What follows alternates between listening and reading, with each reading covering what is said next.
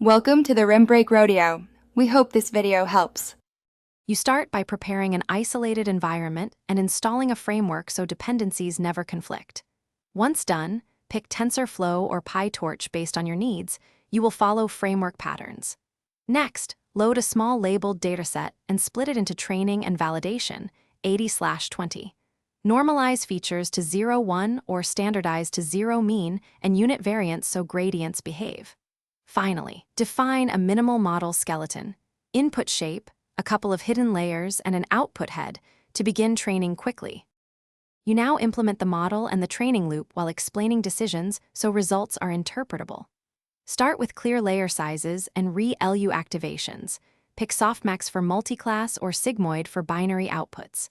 Configure loss, cross-entropy for classification, or MSE for regression, and use Atom with an initial learning rate like 1e3, schedule decay after plateaus.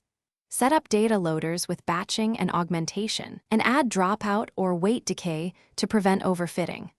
Monitor metrics each epoch and save checkpoints. You finish by rigorously evaluating and preparing the model for deployment so it performs reliably in production.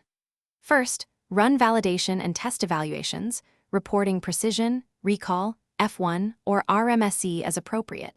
Examine confusion matrices to find failure modes. Once satisfied, export to a portable format like saved model or ONCs and build a lightweight inference service or container.